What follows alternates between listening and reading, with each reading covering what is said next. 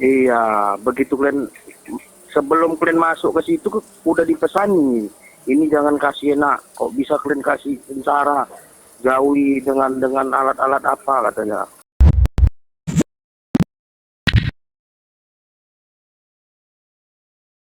Banyak juga rekan-rekan yang bertanya mengenai apa yang saya alami selama saya ditahan di RTP Polrestabes Medan. Terutama bagi rekan-rekan yang mungkin sudah pernah melihat wawancara di podcast channel YouTube-nya Bang Haris Azhar. Pada kesempatan ini saya akan bercerita langsung apa saja yang saya alami, pengalaman pahit yang saya alami selama saya ditahan selama kurang lebih 5 bulan di RTP Polrestabes Medan sebelum akhirnya saya dan Bang Jonier diserahkan atau dilimpahkan ke Rutan Tanjung Gusta.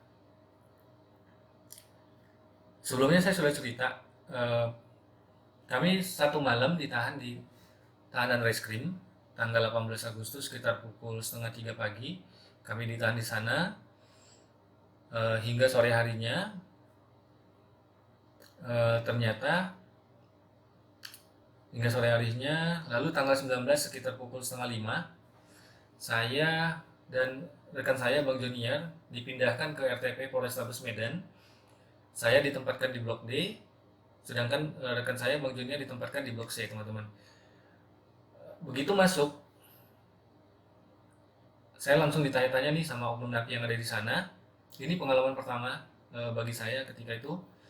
Lalu saya diajak ke ruangan belakang, ada ruangan kecil. Seingat saya sebelah kanan paling belakang ya dekat kamar mandi.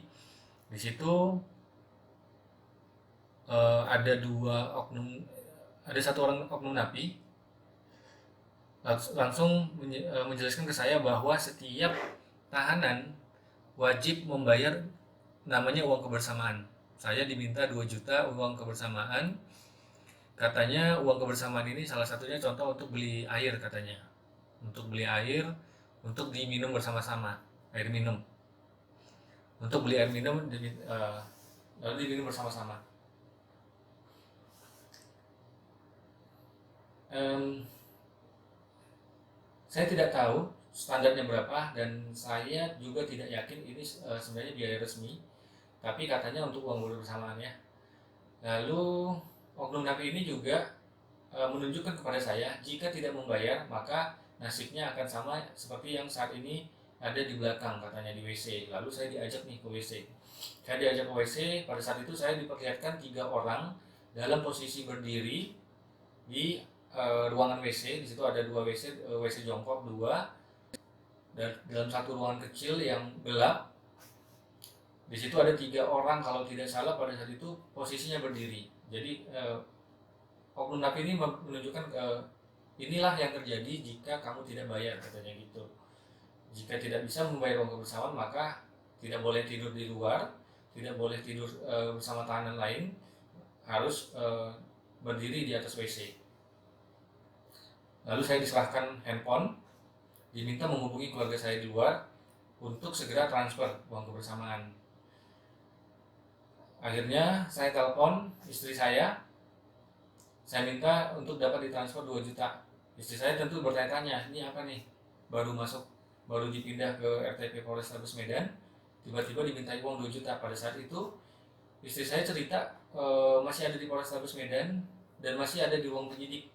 Langsung istri saya menyampaikan juga ke penyidiknya bahwa suaminya diminta uang 2 juta. Ini uang apa? Kok bisa ada di tahanan diminta uang seperti itu? Lalu kalau tidak salah penyidiknya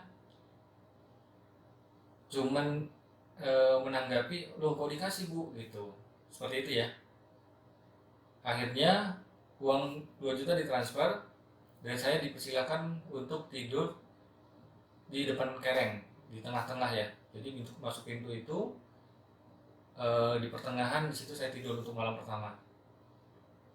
Kalau tidak salah sehari kemudian atau 2 hari kemudian saya diminta lagi uang 1.500.000, 1 juta untuk kebersama dalam bentuk uang, 500 dalam bentuk pulsa. Saya sempat protes, ini uang apa lagi? Kan kemarin saya sudah kasih 2 juta uang kebersamaan. Katanya tahanan-tahanan di sana protes karena bebek baru tidur di depan. Kalau tidak mau bayar ya saya katanya harus tidur di belakang di WC. Akhirnya dengan terpaksa saya telepon lagi keluarga saya telepon istri, karena saya tahu bahwa uang yang saya tinggalkan di rekening itu tidak banyak teman-teman. Seingat saya uang yang saya tinggalkan itu hanya 5 juta dari sisa gaji saya. Eh, dan istri saya juga menyampaikan bahwa uang yang ada sudah tidak cukup untuk kasih uang kebersamaan atau untuk ditransfer lagi. Akhirnya saya menelpon salah seorang rekan saya untuk meminjam uang, dan alhamdulillah teman saya ini walaupun tahu kondisi saya juga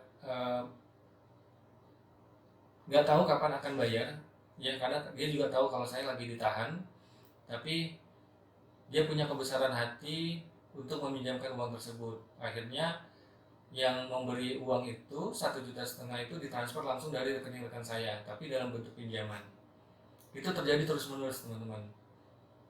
Berikutnya diminta lagi 1 juta, itu semua ada buktinya. Kita semua masih simpan bukti transfernya. Ada yang dalam bentuk uang transfer, ada dalam bentuk pulsa seperti itu. Alasannya macam-macam. Nanti alasannya katanya saya tidak boleh, saya dititipkan. Jadi oknum napi ini cerita memang bahwa saya di situ dititipkan jangan dikasih enak katanya. Jadi kalau mau tidak dikasih enak, ya jadi kalau mau saya tidak diperlakukan seperti pesanan dari oknum tersebut, maka saya harus bayar. Kalau tidak, saya akan tidur di WC. Memang sempat beberapa kali saya sempat tidur di WC. Saya sempat berdiri berjam-jam karena terlambat membayar. Begitu terjadi terus menerus sampai menurut istri saya yang ditransfer itu ada mungkin sekitar 12 juta. Tapi kita cuma punya bukti ada sekitar 11 juta. Uang bukti transfer dalam bentuk uang, transfer dari bentuk pulsa. Jadi menurut napi tersebut, apa yang saya alami di situ karena dipesankan oleh salah seorang oknum bahwa saya tidak boleh dikasih enak, disuruh tidur di WC, tidak boleh tidur di depan. Saya punya rekaman percakapan dengan kabloknya. Nanti saya akan share, saya akan upload juga berdasarkan keterangan langsung dari kabloknya, bahwa ternyata sebelum kami dipindah ke blok RTP Polrestabes Medan itu, ternyata ada salah seorang oknum yang sudah memanggil kablok ini dan menyampaikan bahwa nanti akan ada tahanan baru, bebek baru, YouTuber katanya, nanti katanya jangan dikasih enak, pakai apa aja untuk suruh siksa, seperti itu. Iya, begitu kalian sebelum kalian masuk ke situ udah dipesani. Ini jangan kasih enak, kok bisa kalian kasih sengsara, jauhi dengan alat-alat apa katanya. Dan parahnya lagi, oknum ini mencatut salah seorang petinggi, katanya atas perintah beliau, yang tentu di luar dugaan kami karena selama ini kami selalu berkoordinasi dan setiap ada temuan kami selalu lapor ke beliau. Jadi rasanya kami sulit untuk mempercayai hal tersebut, tapi faktanya si kablok ini, saya rekam pembicaraan itu mengatakan seperti itu. 24 jam saya tidak pernah tenang ada di dalam. Jadi siksaan dan pemerasan yang saya alami itu kurang lebih 2,5 bulan ya awal, sebelum akhirnya saya diselamatkan oleh Ombudsman RI dipindah ke blok lain. 2,5 bulan saya mengalami apa yang dibilang jangan dikasih enak tersebut. Pemerasan, penganiayaan, pemukulan, sempat terjadi luka karena terlambat menyerahkan uang. Karena pada saat kita nelpon, mereka selalu buru-buru nih. Nelpon kelihatan kayak susah untuk transfer, akhirnya langsung dipukul seperti itu. Dan posisinya di dalam tahanan itu jumlahnya 120 orang di dalam blok itu. Posisinya saya tidak bisa melawan karena mereka banyak. Dan itu juga yang dialami oleh tahanan lain, terutama bebek baru ya, istilahnya untuk tahanan yang baru masuk. Tapi apa yang saya alami paling parah ya. Jadi apa yang saya lihat di sana, cuman saya yang paling parah diperlakukan seperti itu. Tahanan lain begitu, cuman diminta uang kebersamaan 1 juta, bisa dicicil. Setelah kasih uang 1 juta, tidak pernah diganggu lagi. Tapi yang terjadi kan dengan saya, mungkin karena dipesenin untuk tidak dikasih enak tersebut, terjadi terus menerus. Jadi selama 2 bulan setengah di Blok D, saya tidak pernah tenang, tidur tidak pernah nyaman, tidak pernah tenang. Bahkan beberapa hari saya tidak dapat tempat tidur. Posisi saya harus tidur itu posisi duduk. Jadi benar-benar tersiksa teman-teman. Sampai saya berpikir ini adalah neraka dunia karena kondisi di sana benar-benar mengkhawatirkan ya. Kondisinya sirkulasi udara buruk karena ventilasi udara itu juga kecil, sanitasinya juga buruk.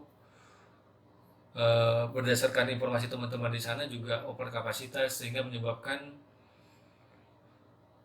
hawa di sana itu begitu panas.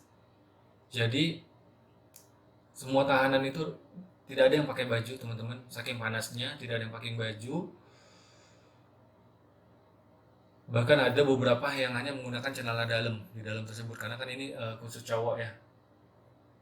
Lalu mungkin karena panas, seminggu pertama barulah muncul di badan itu merah-merah seperti biang keringat, mungkin karena panas berlebih. Dari situ muncul penyakit-penyakit kulit ya, merah-merah, gatel, bisul. Terus yang paling parah itu bara ya katanya. Jadi selain bisul ada yang paling parah itu bisul bara, sejenis bisul. Tapi kalau bisul itu matanya cuma satu dan ukurannya kecil. Sedangkan bara ini matanya banyak dan tidak timbul teman-teman. Matanya itu ada di dalam, jadi harus dikorek. Bisul pertama yang saya alami itu terjadi di Blok D tersebut. Terjadi di sini nih. Ini mungkin masih kelihatan ada ini ya, bulat di sini agak cekung nih. Ini bekas bara. Jadi saya langsung, kalau tidak salah katanya ini di 1 bulan pertama muncul bara di sini. Alhamdulillah saya selamat karena selama saya di sana sudah ada 3 orang yang meninggal dan itu saya lihat dengan mata kepala saya sendiri. Berdasarkan informasi teman-teman di sana sebelum saya masuk pun sebenarnya katanya sudah ada 4 orang yang meninggal. Lalu ketika saya di sana, saya melihat dengan mata kepala saya sendiri itu ada 3 orang yang meninggal. Bahkan ada yang baru masuk sekitar 2 minggu meninggal. Ya kita tidak tahu meninggalnya karena apa. Tapi yang jelas proses sakaratul mautnya itu saya bisa saksikan sendiri, itu benar-benar tersiksa ya. Bahkan ada salah seorang bebek baru yang meninggal itu posisinya mengeluarkan kotoran.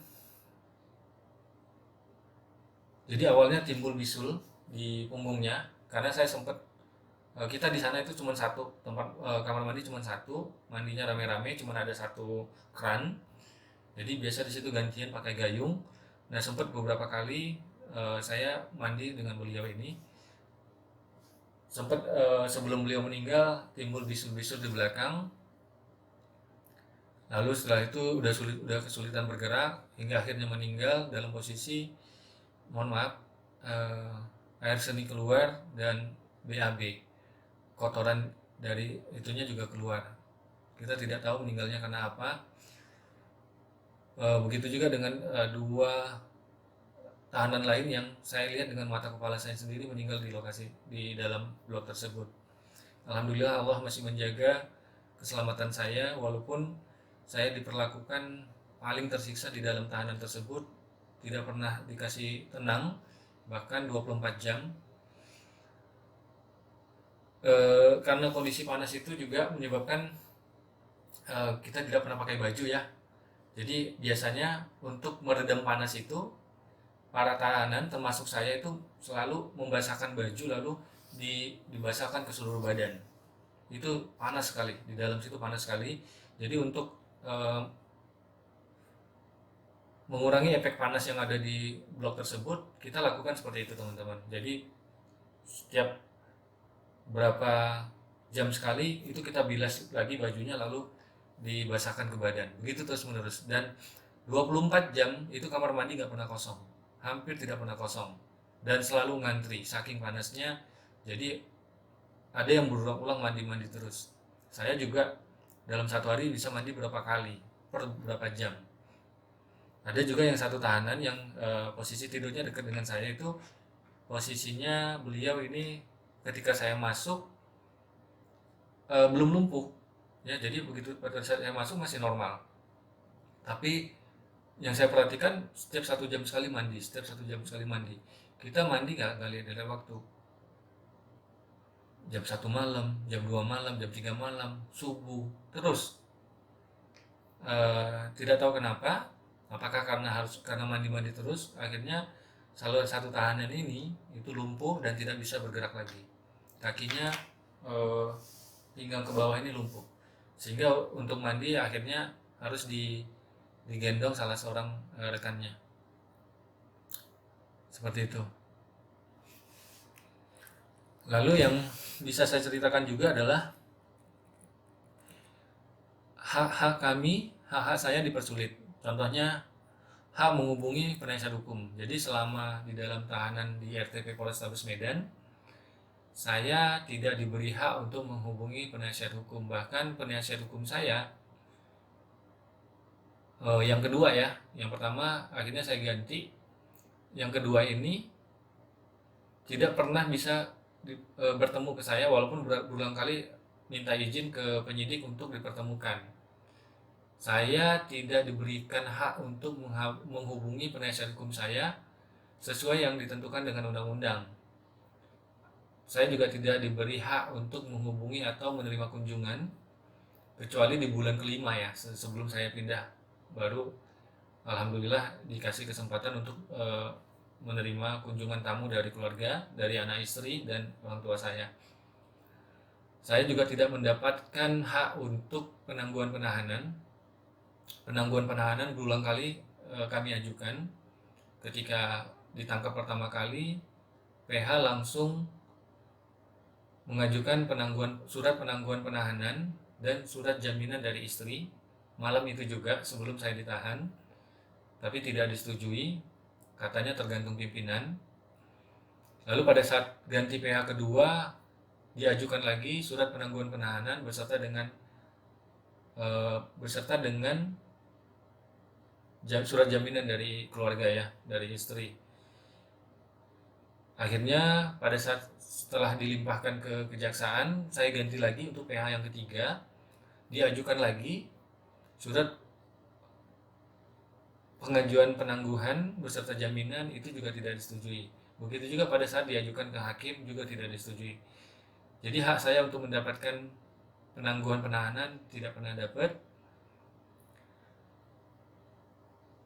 Lalu hak-hak yang berhubungan dengan perkara untuk kepentingan pekerjaan atau kepentingan keluarga tidak pernah diberikan. Seperti itu. Jadi kita merasa dipersulit. Bahkan ketika Komnas HAM RI datang ke Medan untuk audiensi dengan Kapolrestabes, juga tidak dikasih kesempatan untuk menemui saya. Kami juga mengalami, terutama saya ya, yang saya alami mengalami intimidasi dan bullying dari beberapa oknum polisi yang datang ke Blok D. Jadi rasanya di 2 minggu pertama hampir setiap hari ada saja oknum-oknum yang datang manggil saya ke depan kereng, ke depan pintu itu ya, manggil sekedar untuk membuli saya dengan kata-kata yang tidak pantas, yang melecehkan. Berapa kali sempat malah dipoto-foto, di video gitu ya. Tidak tahu tujuannya untuk apa. Jadi 2 minggu pertama itu hampir tiap hari teman-teman. Bahkan sehari itu lebih dari sekali. Itulah yang saya alami terus. oknum-oknum yang sebenarnya sebagian besar saya justru tidak pernah kenal oknum-oknum ini, dan saya juga tidak tahu di bagian mana, di bagian mana tugasnya. Jadi sepertinya apa yang saya alami itu, penahanan saya begitu begitu membuat oknum-oknum ini bahagia sekali. Lalu satu ketika saya juga pernah didatangi salah seorang oknum Palantas yang belum lama ini dimutasi ke Samosir atas laporan dari rekan saya Bang Junior Nenggolan.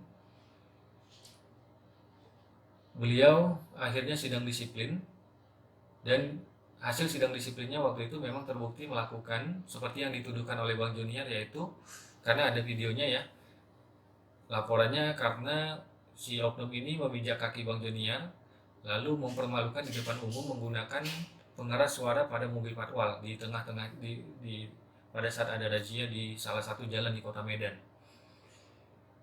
Nah, berdasarkan hasil sidang disiplin itu, akhirnya oknum ini dimutasi ke Samosir. Kalau tidak salah hari Sabtu ya, saya ditahan hari Selasa. Hari Sabtu oknum ini datang untuk pertama kalinya, karena beberapa kali datang terus. Lalu oknum ini mengatakan kepada saya dia diperintah untuk membuat LP terhadap saya. Tapi kalau mau dia tidak buat LP, maka saya harus kasih uang 30 juta supaya dia bisa kembali ke Medan katanya. Jadi dia minta uang 30 juta kalau saya tidak mau dibuatkan LP. Jadi ancamannya seperti itu. Kalau saya tidak kasih uang 30 juta, maka saya akan di LP. Saya ini ya, saya sempat bertanya ya, kok mintanya ke saya gitu, padahal yang membuat laporan itu atas laporan rekan saya Bang Junior Nenggolan. Kenapa mintanya ke saya? Pada saat itu oknumnya bilang kalau kamu otaknya gitu. Jadi aneh, padahal saya ketemu beliau itu rasanya 2 kali. Pertama cuman papasan ketika saya menunggu sidang disiplin, nunggu Bang Junior sidang disiplin, baru ketemu untuk yang kedua kalinya di RTP Polrestabes Medan itu. Pada saat itu akhirnya saya bilang, ya udah uangnya dikirim kemana bang? Saya bilang seperti itu ya. Lalu dia minta saya menulis nomor rekening dan nomor HP-nya. Diambillah, dicarilah waktu itu pulpen dari tahanan lain sama secari kertas. Saya sempat tulis, dan itu saksinya banyak ya, karena saya berdiri di depan kereng, di bagian sini ini tahanan semua teman-teman. Di sini tahanan semua, dan ada nanti rekaman dari 2 orang saksi yang mengetahui hal tersebut. Dan itu bukan pertama kali beliau datang. Minggu depan datang lagi, minggu depan datang lagi, sempat beberapa kali datang, bahkan sampai akhirnya di bulan Oktober ketika saya dipindah ke Blok D pun oknum ini sempat datang.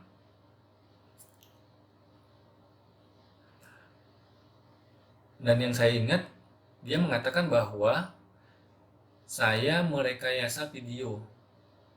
Kami merekayasa video yang dilaporkan rekan saya ke Propam Polrestabes Medan. Jadi katanya video pada saat mijak kaki itu direkayasa. Seperti itu ya. Padahal itu kondisi benar-benar terjadi, dan sebenarnya saya tidak ada kaitannya. Karena untuk 2 kali kejadian tersebut yang dilaporkan Bang Junior, saya tidak ada bersama Bang Junior. Saya tidak ada hubungannya. Bahkan saya bertemu beliau pun dan berkomunikasi langsung pun pada hari itu aja, ketika beliau datang ke Blok D.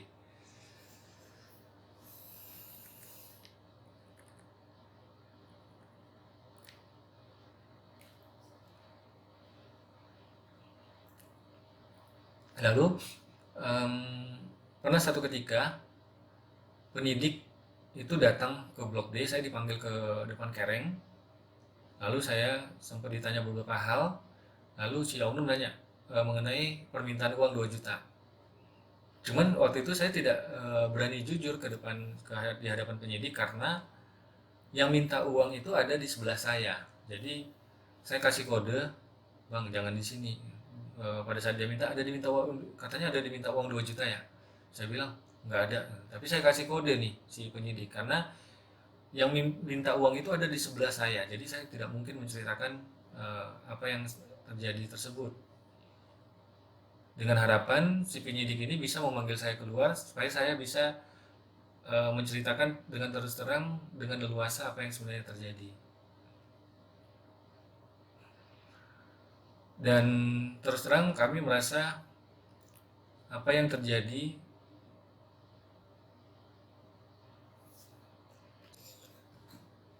saya sempat mengalami luka bekas pukulan. Pada saat itu salah seorang oknum napi menghantam saya beberapa kali di bagian sini. Di bagian sini sempat ada bengkak dan luka ya teman-teman di sini, di bagian kepala, di bagian kepala sini, lalu di bagian badan sempat luka. Dan oknum napi tersebut sudah dipesankan untuk jangan pernah saya pegang HP katanya, supaya saya tidak bisa menginformasikan apa yang saya alami di dalam. Jadi pada saat itu ada pergantian PH. Saya berharap saya bisa dipanggil dan bertemu langsung dengan PH dalam kondisi saya masih ada bekas-bekas luka, sehingga harapannya saya bisa visum.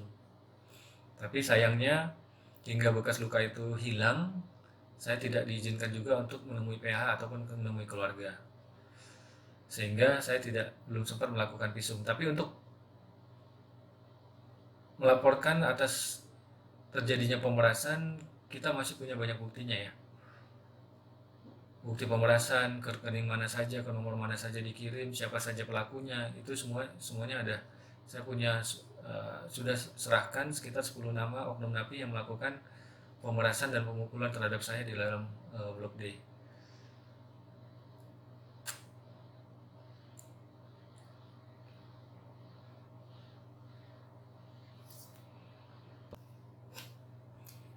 Ketika saya ditahan, saya itu sedang bawa mobil, Bang Jonia sedang bawa motor ya. Jadi mobil saya juga ditahan. Ketika dilimpahkan ke Kejari, sebelumnya sejak awal kami sudah mengajukan pinjam pakai mobil ya. Sejak saya ditangkap pun PH sudah mengajukan untuk pinjam pakai mobil tapi tidak disetujui. Lalu sekitar bulan November dilimpahkan, saya dan barang-barang bukti dilimpahkan ke kejaksaan. Di situ pun kita mengajukan penangguhan penahanan beserta surat jaminan dari keluarga, jaminan tidak melarikan diri atau menghilangkan barang bukti. Lalu juga mengajukan surat pinjam pakai mobil. Alhamdulillah disetujui. Nah, pada saat itu baru ketahuan ternyata banyak barang-barang di dalam mobil saya yang hilang, terutama barang-barang berharga. Ya, baru diketahui hilang. Bahkan yang paling parah, tutup pentil pun hilang. Ya, jadi memang tutup pentil mobil saya itu udah saya ganti yang beli ya, yang besi. Itu pun hilang. Warna biru. Kalau nggak salah, saya beli ketika saya keluar kota. Saya belinya kalau nggak salah di daerah tebing tinggi. Saya pasang, itu hilang, tutup pentil hilang, banyak sekali barang-barang yang hilang. Nanti saya akan ceritakan dan tunjukkan list barang-barang berharga saya yang hilang dari dalam mobil. Salah satunya jam yang biasa saya pakai ya. Saya punya jam Alexander Christie. Ada 2 jam yang hilang di dalam mobil, jam saya dan jam istri. Jam istri juga itu hadiah dari saya ketika istri saya ulang tahun.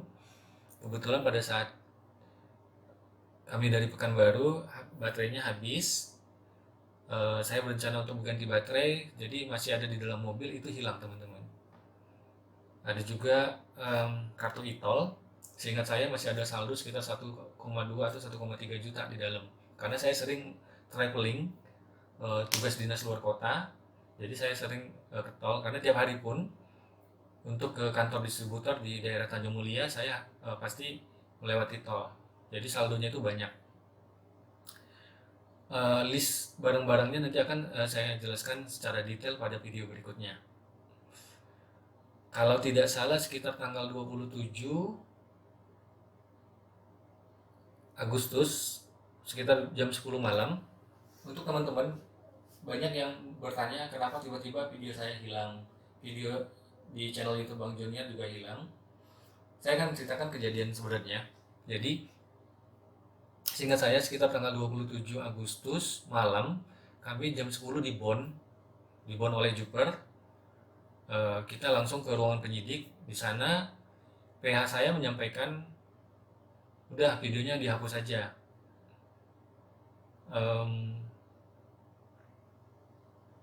Tidak tahu atas arahan siapa ya, karena PH juga tidak punya kepentingan sebenarnya atas video tersebut. Cuman karena kondisi kami juga dalam kondisi tertekan, kami sudah 1 minggu ya, 1 minggu lebih ditahan, terutama saya mengalami pemerasan dan penyiksaan. Saya berharap itu salah satu syarat, saya menganggap itu salah satu syarat agar penahanan kami disetujui. Karena itu akhirnya di hadapan penyidik dikeluarkanlah handphone kami diserahkan.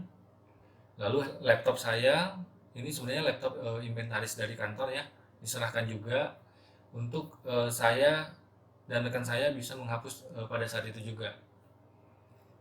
Jadi proses penonaktifan video-video di channel YouTube saya itu terjadi di ruang penyidik. Prosesnya terjadi hingga pukul 2 malam, 2 dini hari kalau tidak salah. Karena untuk di channel YouTube saya sendiri ada 264 video, belum lagi postingan-postingan lain terkait pungli. Itulah yang sebenarnya terjadi. Jadi kalau dibilang dipaksa, tidak, cuman diarahkan diarahkan untuk menghapus video dengan berat hati ya, karena isinya adalah banyak bukti-bukti yang penting, maka tidak mungkin kami menghapus video tersebut. Akhirnya kita nonaktifkan saja. Tidak hanya di channel YouTube, tapi juga di akun Facebook saya dan Instagram saya. Facebook saya sempat saya tutup juga malam itu. Instagram saya juga saya private ya malam itu juga. Nah, mulai dari situ banyaklah, terutama subscriber ya, subscriber saya yang mempertanyakan kok tiba-tiba video di channel YouTube saya hilang begitu. Itulah yang terjadi. Apa yang saya lakukan itu dengan harapan, sangat berharap sekali bahwa ini salah satu syarat agar penangguhan penahanan kami disetujui, tapi nyatanya tidak. Kami sudah melakukan banyak hal. Beberapa kali diminta video permintaan maaf, kita setujui. Terus diminta juga menuliskan surat permintaan maaf secara tertulis, itu juga kita sudah penuhi. Istri saya dan keluarga saya dan PH sudah 3 kali melakukan mediasi. 2 kali dilakukan oleh istri, ketemu langsung dengan oknum pelapor. Lalu PH juga katanya sudah mendatangi pelapor untuk melakukan mediasi. Dan yang ketiga, kami melakukan mediasi di ruangan Kanit Reskrim di Polrestabes Medan. Di situ ada saya, Bang Joniar, ada istri saya, ada istrinya Bang Joniar, di apit kiri kanan di ujung ada PH kami 2, ada 3 PH ya. PH saya 2, waktu itu PH yang pertama, jadi PH kami ada 2, Bang Jan Murado sama Bang Pendi 2H. Jadi kita berdiri nih, posisi saya di sini berdiri di depan sofa ya. Saya, istri saya, istri Bang Joniar, lalu Bang Joniar, baru di kiri kanan di ujung itu ada PH, kami diapit PH, menggunakan teks yang sudah disiapkan oleh PH. Kita direkam juga oleh oknum yang ada di sana, petugas yang ada di sana direkam, di video melakukan permintaan maaf terhadap pelapor dan institusi Polri. Teksnya sudah disiapkan oleh PH. itu sudah dilakukan. Jadi sudah dilakukan 3 kali mediasi. Kita juga sudah penuhi untuk menonaktifkan seluruh video, tapi nyatanya hingga akhir ternyata penangguhan penahanan yang sangat kami harapkan tidak pernah disetujui.